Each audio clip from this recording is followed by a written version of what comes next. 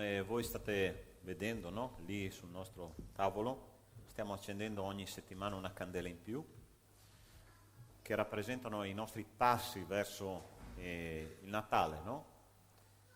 E quando noi saremo il giorno di Natale tutte le nostre candele saranno accese per significare che è avvenuto simbolicamente la nascita del nostro Salvatore. E stiamo facendo una serie di predicazioni anche sul Natale. Il Natale rappresenta Dio in mezzo a noi, perché Gesù, proprio il nome di Gesù, no? Che Gesù è stato chiamato Emanuele, significa Dio con noi, no? E quindi questa settimana mediteremo sul tema Dio in mezzo a noi per darci la vera gioia. C'è un detto tra i giovani, no? Che è in voga, no? È una frase che si ripetono sempre, non so se avete mai sentito, mai una gioia. È una cosa che sta diventando proprio luogo comune, no? Mai una gioia, si scrivono messaggini, mai una gioia, addirittura sulle copertine dei telefonini, mai una gioia. E io quando leggo la parola di Dio, no? E dico, mamma mia, sta generazione, gente, ha bisogno di un po' di gioia, no? Di un po' di spinta. Gesù era l'ultimo giorno della sua vita, durante l'ultima cena, e c'era tutto un corollario, no, di situazioni che stavano succedendo nella vita di Gesù. Provate a immaginare i 12 apostoli riuniti attorno a Gesù, ultime ore di vita. Gesù sceglie di lavare i piedi dei suoi discepoli, lui sa che tra i discepoli c'è uno che lo tradirà, che è Giuda, ma lui lava i piedi lo stesso. Mancano poche ore alla crocifissione e quando Gesù esce dalla stanza con i suoi discepoli cosa fa? Canta un inno, gente. Canta un inno. Una gioia che non poteva essere fermata. Una gioia stabile, una gioia incrollabile. Ora, ovviamente Gesù non aveva il sorriso stampato sulle labbra, io dico sempre alla Ronaldinho Gauscio, no? Ma quello che dentro di lui era forte era la consapevolezza che Dio Padre lo avrebbe richiamato a sé. Fratelli, noi possiamo passare di tutto nella nostra vita, ma se siamo veramente figli di Dio, un giorno siamo sicuri che saremo con Lui nella gloria. E c'è una buona notizia per me e per te. Addirittura la parola di Dio ci dice che noi saremo seduti sul trono di Dio. Gente, seduti sul trono di Dio, sulle gambe di Gesù, abbracciati al Padre. Questo deve essere il motivo della nostra gioia. E quindi noi mediteremo su questo seguente tema stamattina, Dio in mezzo a noi per darci la gioia. Io voglio invitarti a chiudere i tuoi occhi e a pregare, a cominciare a parlare con il tuo Dio. Io non so quali problemi tu stai passando nella tua vita. Se sei essere umano, stai passando problemi. Se sei angelo, no. Ma sicuramente se sei essere umano hai dei problemi. Ma una cosa che non può sparire dalla nostra vita è la gioia cristiana. La gioia che viene dal Signore. E questo dobbiamo meditare stamattina. Chiudi i tuoi occhi e comincia a parlare col Signore. Signore Dio nostro, in questo momento noi ci presentiamo a Te. Tu conosci a fondo la Tua Chiesa, Signore. Tu conosci a fondo il cuore dei Tuoi figli. I Tuoi figli, Signore, a volte passano per dei deserti. I Tuoi figli a volte, Signore, subiscono delle sofferenze da cui a volte pensiamo di non poter né non riuscire mai ad uscire. Ma quello, Signore, che ci vuoi dire stamattina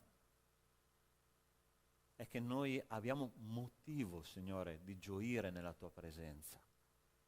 La base, Signore, della nostra anima non deve essere la situazione. La base della nostra anima sei Tu, Signore, perché Tu vieni definito nella Tua parola la pietra angolare, colui che sostiene tutto l'edificio. Signore, io ti chiedo stamattina che se c'è qualcuno qui che ancora non ha questa base di fede, che tu non sei la pietra angolare, Signore, della casa spirituale di qualcuno, che tu possa, Signore, fare breccia in questo cuore stamattina e che tu possa, Signore, risollevare delle anime, tu possa salvare delle anime stamattina. Ed è questo che ti chiediamo, Signore, questa mattina nel nome di Cristo Gesù. Amen. Io voglio darti 3 motivi stamattina perché tu possa vivere una vita di gioia in mezzo alle difficoltà della vita. Il primo motivo è questo: abbiamo gioia perché siamo passati dalle tenebre alla vera luce. Isaia capitolo 9, versetto 1 e 2 dice così: il popolo che camminava nelle tenebre vede una gran luce.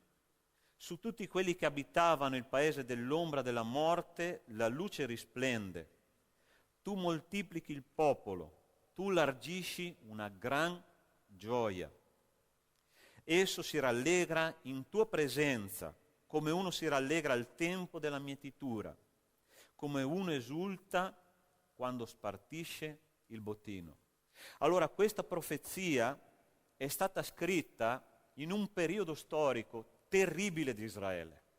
Allora, questo profeta Isaia ha predicato per 60 anni in Israele sulle mura di Gerusalemme, e per 60 anni lui ha predicato in un periodo in cui lui vedeva il popolo assiro che veniva dal regno del nord per conquistare Gerusalemme. E voi potete immaginare cosa rappresentava Gerusalemme per un ebreo. Era la patria e il posto dove Dio abitava, perché gli ebrei avevano una concezione di Dio localista. Loro pensavano che Dio abitava nel Tempio. E quando per un ebreo pensare che un nemico potesse entrare nelle mura di Gerusalemme, entrare nel Tempio, distruggere il popolo, per loro era: Dio ci ha abbandonato, Dio non ci ama più.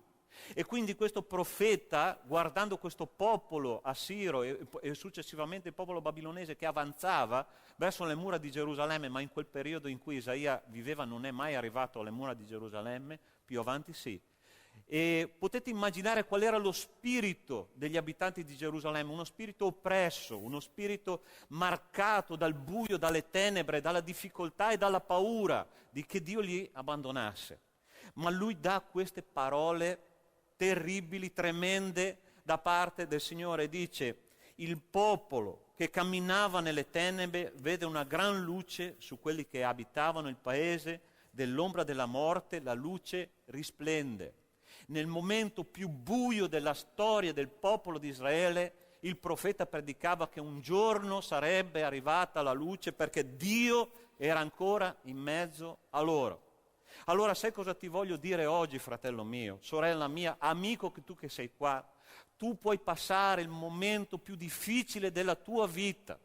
Tu puoi vivere nel buio, nella disperazione, nell'angoscia e nella mancanza di prospettiva giorno dopo giorno, ma c'è una cosa che ti deve dare una gioia stabile, una gioia incrollabile, che è la presenza di Dio nella tua vita.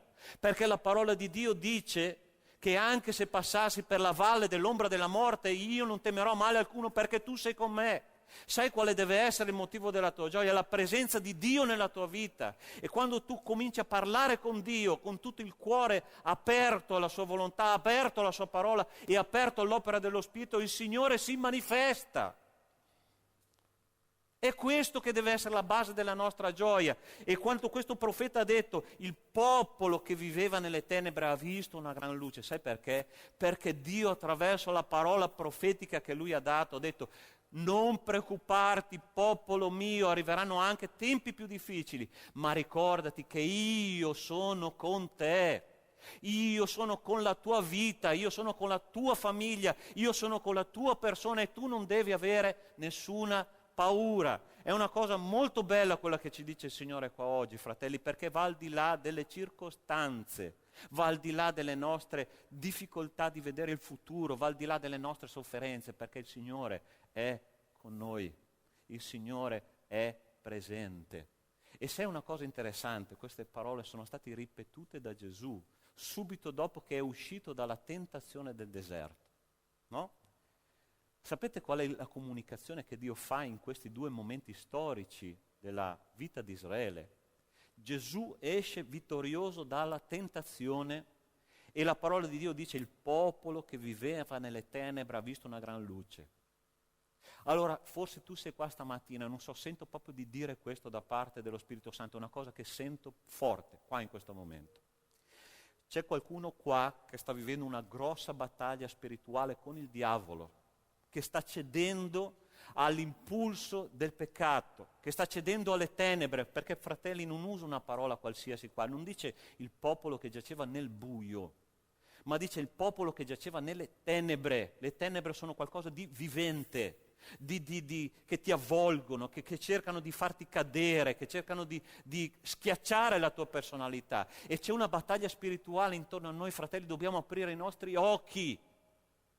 Il diavolo è nemico della tua anima, ma quando Gesù è presente nella tua vita e tu ti rivolgi a Lui, il motivo della tua gioia è forte. Sai perché? Perché tu sei vittorioso.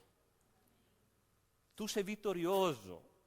Non cedere al nemico, non cedere al peccato, non cedere alle insidie del mondo delle tenebre, perché il Signore ti ha dato di essere luce. E c'è un testo bellissimo. Dove sono i testi? Vittoria. Dove sono i testi biblici? Ok, perché non escono? Non cedere, Vittoria. Alle tenebre queste qua forse si era addormentato un po'. E quando il Signore ci dice in questo testo bellissimo di Tessalonicesi, dice: voi tutti infatti siete figli della luce e figli del giorno. Noi non siamo figli della notte né figli delle tenebre. Il Signore ha cambiato la tua natura. Il nemico cerca di convincerti che tu sei un fallito, che tu sei una persona che non ha valore, che tu sei una persona perdente. E il Signore ti dice: tu sei un figlio della luce. Tu sei un vincitore, tu puoi sconfiggere il peccato, tu puoi sconfiggere il nemico, perché colui che è in te è più grande di colui che è nel mondo. E questo è il motivo della nostra gioia, fratelli. Lui cercherà di lavorare nella nostra mente. Lui cercherà di lavorare nella nostra vita per farci schiacciare per terra come degli zerbini, ma il Signore dice: voi siete figli della luce. E questo è il motivo della nostra gioia. Perché Gesù ha cantato un inno poco prima di morire? Perché ha detto: io sono figlio della luce e quando io morirò tornerò al mio Padre.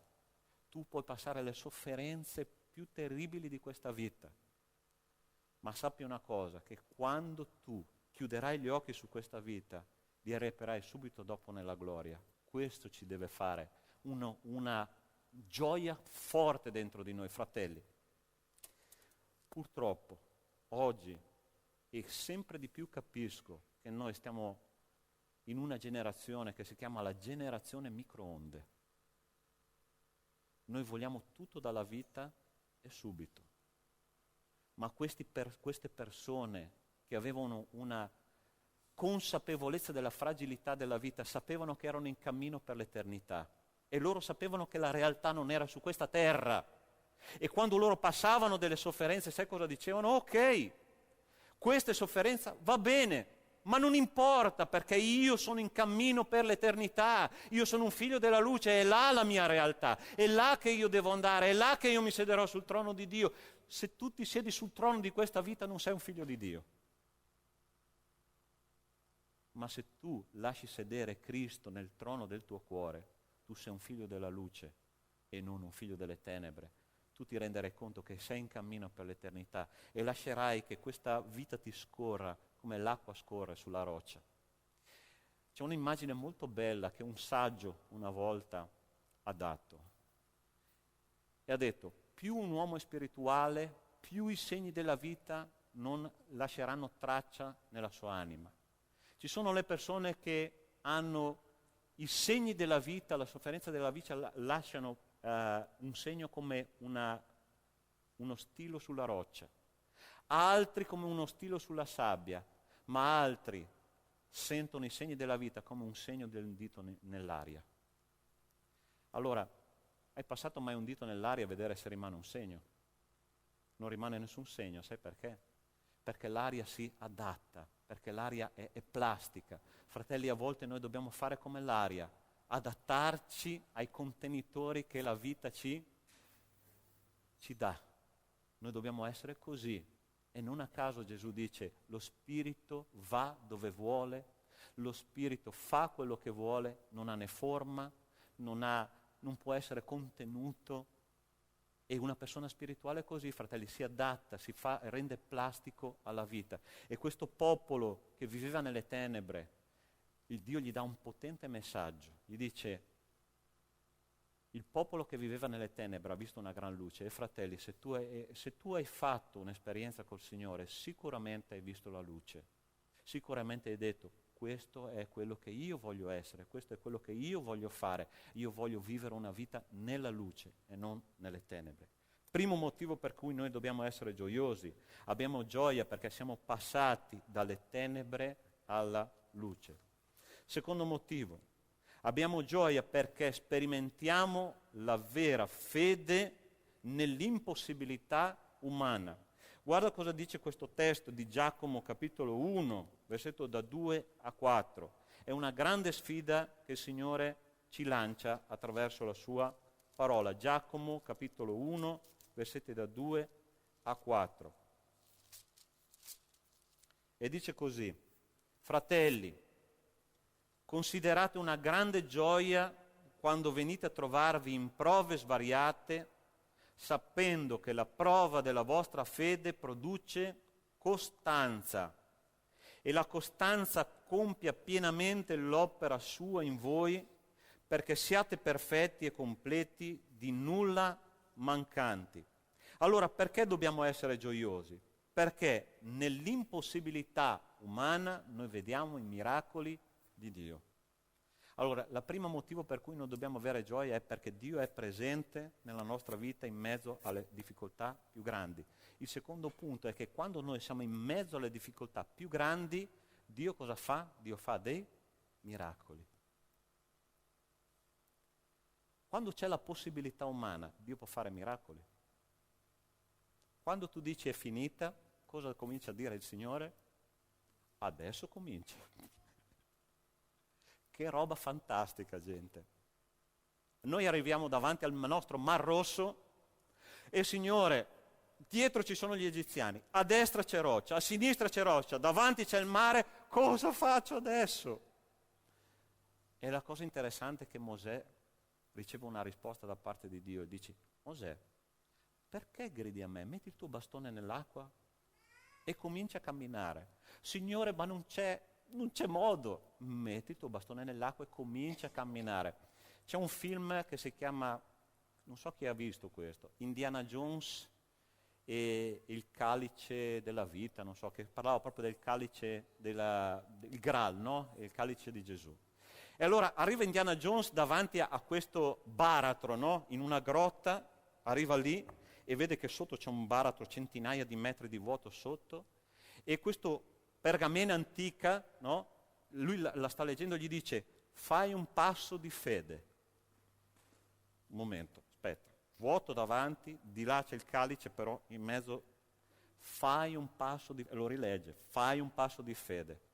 E lui cosa fa? Obbedisce a questo passo di fede. Lui mette un piede nel vuoto e nel momento in cui lui mette un piede nel vuoto, un ponte invisibile si materializza sotto i suoi piedi e lui comincia a camminare nell'aria. Hai capito il concetto? Quando l'Apostolo Giacomo dice provate gioia nella prova, perché nella prova la vostra fede diventa qualcosa di vero, di solido, di reale, di palpabile. Perché gente, fin tanto che noi crediamo che i nostri sforzi umani possano fare la differenza, il Signore dice ok, sforzati finché vuoi, ma io non posso intervenire. E quando l'Apostolo Paolo era là che ha chiesto per 3 volte, gente, per 3 volte di essere guarito da una malattia, lui ha chiesto, Signore, toglimi questa spina, toglimi questa spina. La cosa interessante è che lui ha dovuto avere una fede ancora più grande di quello che serviva per essere guarito. Sai perché? Perché ha detto, Signore, se tu non mi togli questa malattia io non posso continuare il mio lavoro di apostolo, perché fa troppo male. Sapete che lui aveva un problema agli occhi, aveva una malattia agli occhi e lui ha viaggiato, gente, ha fatto 15.000 viaggi, 15.000 chilometri di viaggio in tutta l'Europa, in tutta l'Asia. Quindi una persona praticamente cieca che viaggiava a destra e a sinistra, evangelizzava città e ha fondato la base cristiana per tutti noi oggi. E sai che fede è occorsa a Paolo? È occorsa la fede per accettare la sua malattia. Gente, vi state rendendo conto di quello che dico? Signore, ok, tu non mi vuoi togliere la malattia, allora io credo che tu mi userai lo stesso anche se ho questa malattia. Che fede, gente. Che gioia che aveva questo apostolo. Io voglio leggervi questo testo di Seconda Corinzi, capitolo 12, che dice così.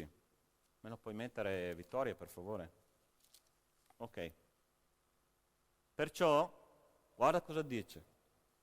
Mi compiaccio nelle mie infermità, negli oltraggi, nelle necessità, nelle persecuzioni, nelle angosce, nelle sofferenze per Cristo, perché quando sono debole è allora che sono forte.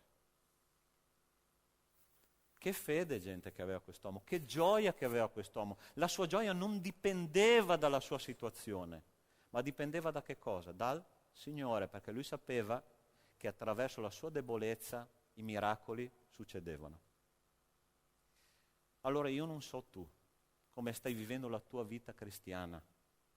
Se tu ti trovi in un deserto, tu devi fare salti di gioia. Ti dirai, pastore, ma tu sei matto. Tu devi fare salti di gioia.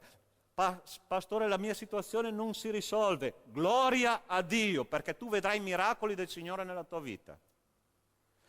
Pastore, ma c'è un baratro davanti a me. Metti un piede avanti e comincia a camminare, perché il Signore farà miracoli nella tua vita. Tu credi a questo? Sì. Se tu non hai fede, no, non succederà. Perché sai una cosa?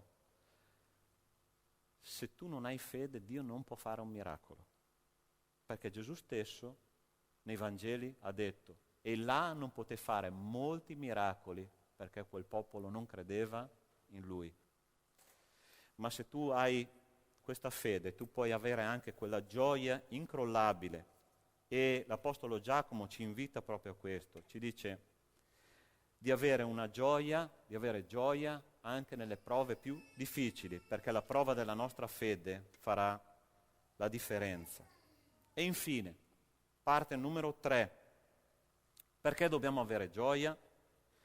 Perché avere gioia, e questa è la parte che mi è stata più difficile di tutti, io ho dovuto lavorare con la mia vita per farmelo accettare qua, perché avere gioia è un comandamento. Allora io ti ordino stamattina di essere gioioso. Fratelli, l'ho ricevuta così io, no? Io ti ordino, Sandro, di essere gioioso. Ok, schiaccerò il bottone, vediamo cosa succede. Secondo voi è una roba normale essere gioiosi? Così, no? Schiacciando un bottone. E io ho cominciato a pregare il Signore, ho detto, Signore, io non posso accettare queste cose qua così, no? Io non so com'è il tuo rapporto personale col Signore, ma io, insomma, cerco di parlarci, no? E Lui mi risponde. Perché noi abbiamo quando Lui, prima Tessalonicesi, dov'è Vittoria? Aiuto.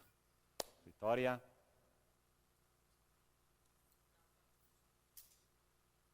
Prima Tessalonicesi, grazie.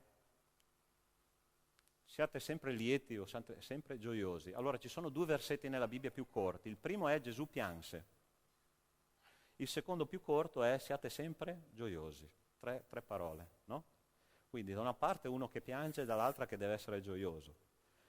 E quindi io ho cominciato a dire, Signore, io non posso provocare una gioia, no? Non posso schiacciare un bottone per avere gioia perché non sono così, non sono una macchina, no?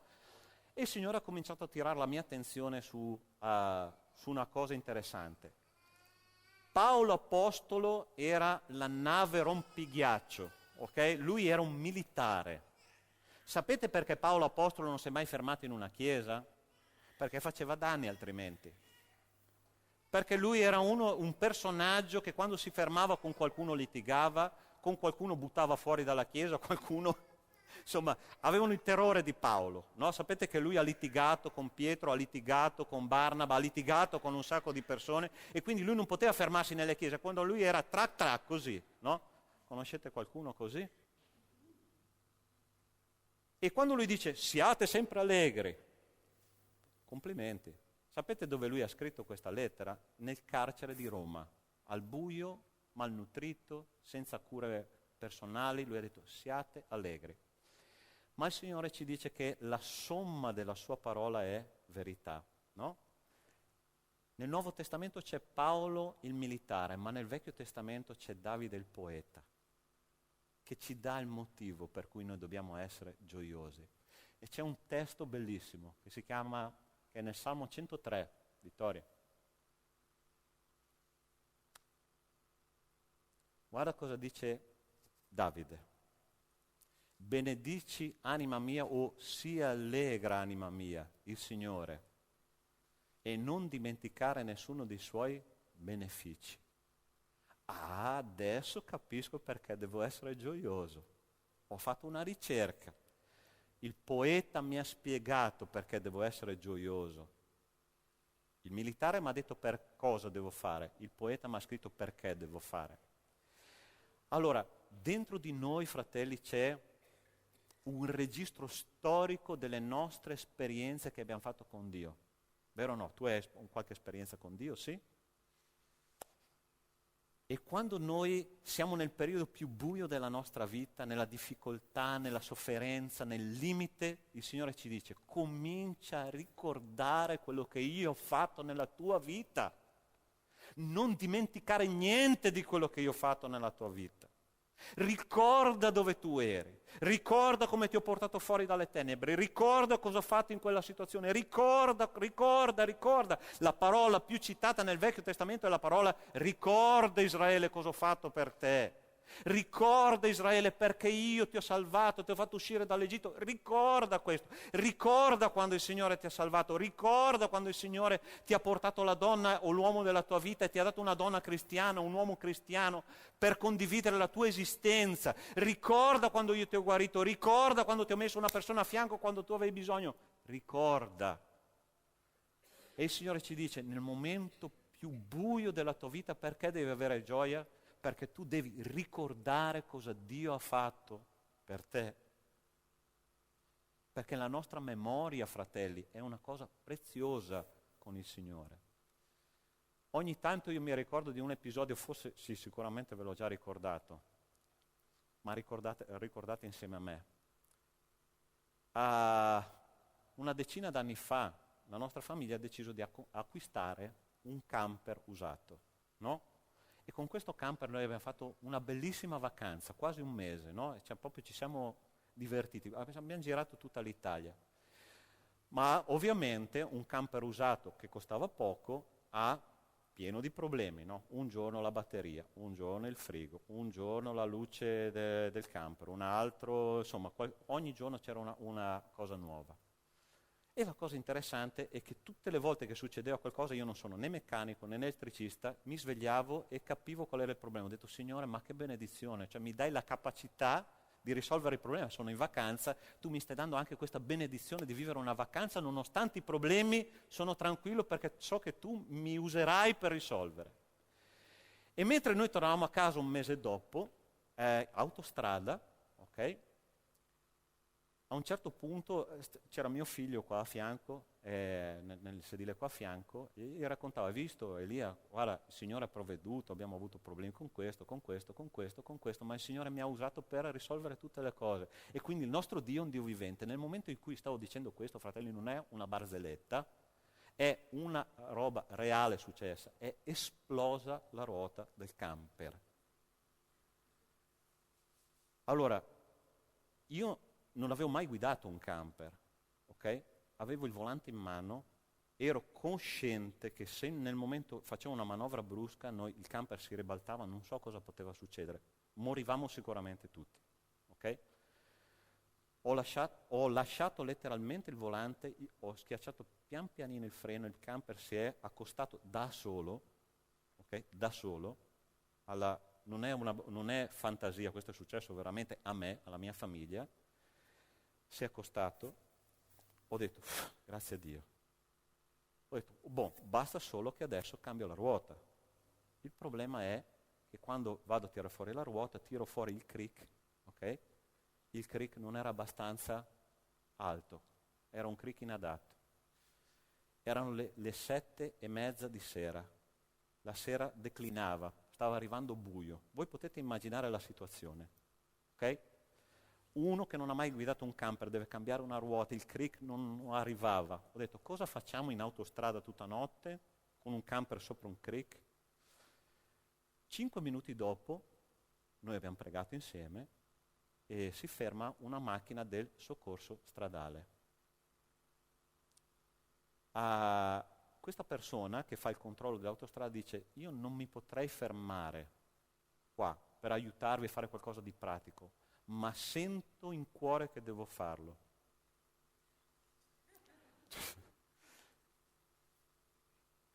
Ok, e fin qua ho detto, Signore che bello, ma chissà cosa potrà fare perché mi occorre un crick.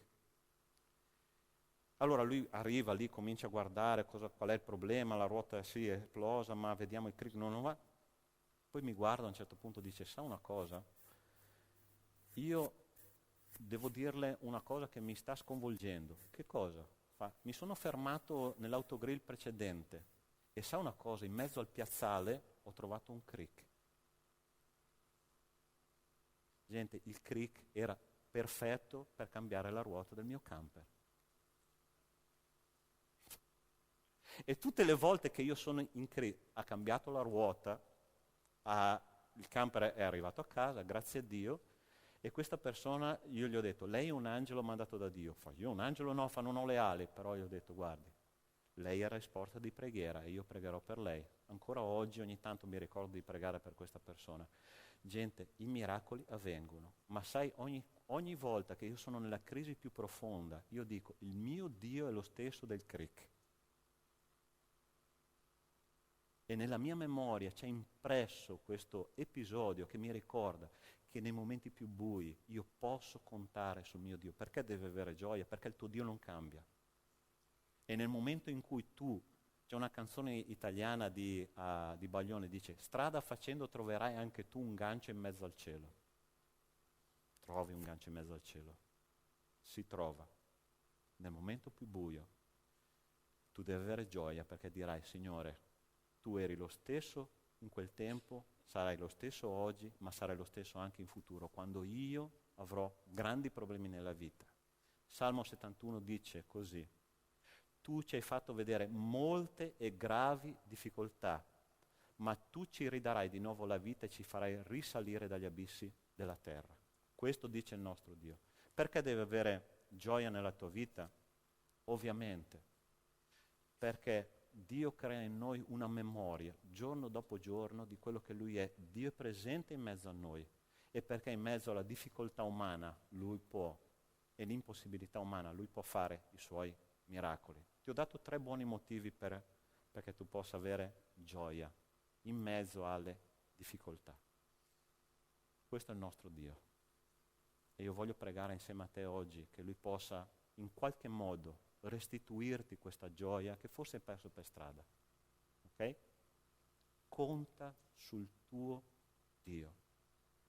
Conta sul tuo Dio, perché Lui non ti lascia, non ti abbandona. Lui è con te e per te. Amen? Chiudi i tuoi occhi e preghiamo insieme.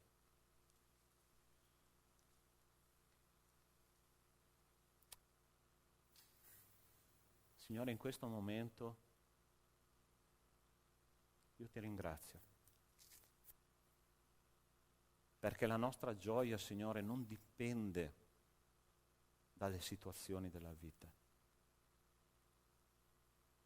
Gioia non è avere il sorriso stampato sulle labbra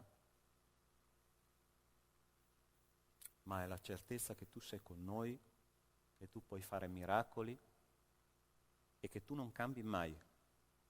Queste sono le 3 motivazioni per cui noi dobbiamo fondare la nostra esistenza sulla fede in te. Io ti chiedo, Signore, che qui stamattina sicuramente ci sono delle persone che hanno bisogno che la gioia torni, che la pace torni, Signore, per vivere una vita cristiana diversa, non limitata, Signore, dalle situazioni. E tu che sei qua stamattina, che hai sentito che il Signore ti ha parlato, oppure che vuoi conoscere questo Dio che dà la gioia nonostante, io voglio pregare per te. Voglio pregare perché la tua vita torni a essere quella vita piena che il Signore ha pensato per la tua anima. Tu vuoi chiedere preghiera? Tu senti che il Signore ti ha parlato, io ti chiedo di alzare la tua mano e riabbassarla subito dopo perché voglio pregare per te. C'è qualcuno che ha sentito che la parola di Dio era per lui? Dio ti benedica là dietro, Dio ti benedica qua a destra, Dio ti benedica là dietro. Se c'è una cosa che non possiamo e non dobbiamo perdere è la nostra gioia.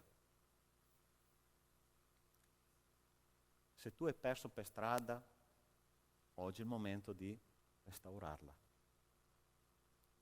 Tu vuoi la preghiera della Chiesa? Alza la tua mano perché io voglio pregare per te. Dio ti benedica. Dio ti benedica là dietro. Amen. Possiamo alzarci tutti in piedi? Invito già il gruppo di lode. Il Signore conosce le tue sofferenze, caro. E Lui non ti lascia.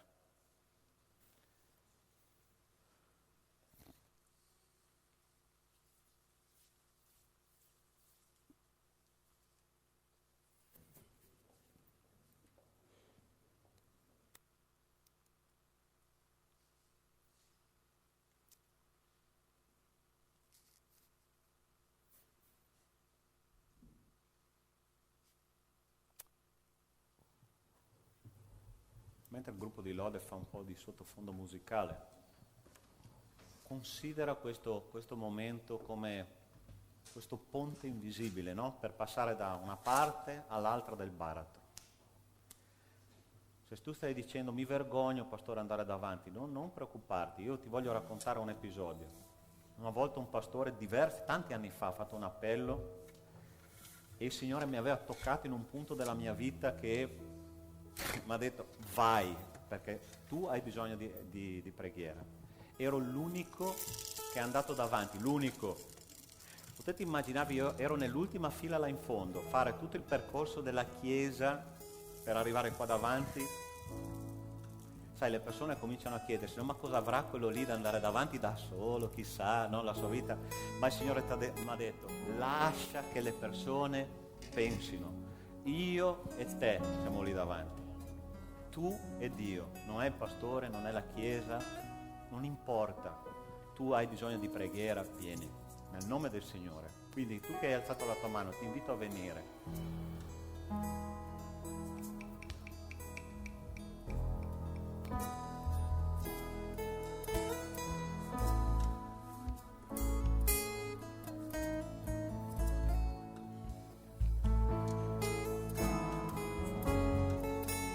Fratelli, la Chiesa è una famiglia, ok?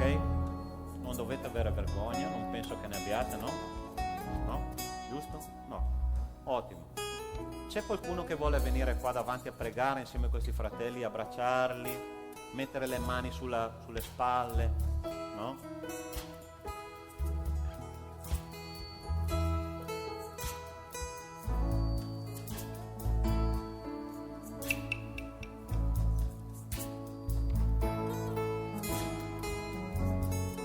Ok, e tu che sei lì al tuo posto puoi alzare la tua mano, indirizzarle a questi fratelli qua e noi pregheremo insieme, ok? Come una famiglia che ha bisogno di essere curata, guarita dal Signore, ok? Signore Dio nostro, in questo momento noi siamo nella tua presenza per chiederti guarigione dell'anima, Signore, di restaurare quella gioia, Signore, quella pace, quella voglia di seguirti, Signore, quell'entusiasmo che tante volte noi perdiamo per strada perché ci lasciamo schiacciare, Signore, ci lasciamo sovrastare dalle situazioni della vita. Ma noi oggi, Signore, vogliamo chiederti che tu possa guarire. Vogliamo avere fede abbastanza, Signore, per dire: Signore, sono sicuro che tu mi ridarai la gioia, perché il tuo tocco guaritore, Signore, è con noi. Grazie, Signore, per la vita dei nostri fratelli e sorelle che sono qua. Benedici, Signore, il loro camminare con te, e che tu, Signore, possa fargli vedere la tua presenza chiaramente anche nei momenti più difficili. Grazie, Padre, per questo culto stamattina, e io ti benedico, Padre, perché tu soltanto puoi fare miracoli in noi e anche attraverso di noi. Io ti benedico per tutto questo nel nome di Cristo Gesù. Amen. Amen. Se vuoi dare un abbraccio alla persona vicino a te.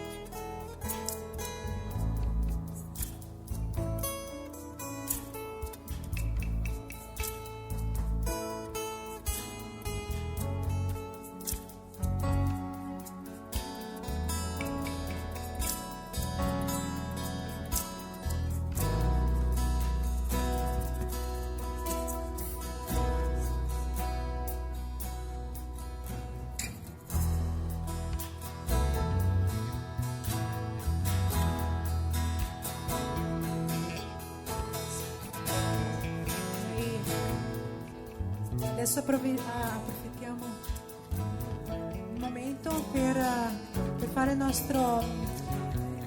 con la nostra consegna delle offerte, delle decime, e lodando il Signore e ringraziando perché Lui è buono, misericordioso e ci ha sostenuto fino adesso, e lo so che lo farà. E noi adesso abbiamo il momento che noi possiamo consegnare le nostre decime, offerte, la nostra vita davanti all'altare del Signore. Amen? Con gioia, perché noi facciamo anche questo con gioia. Amen?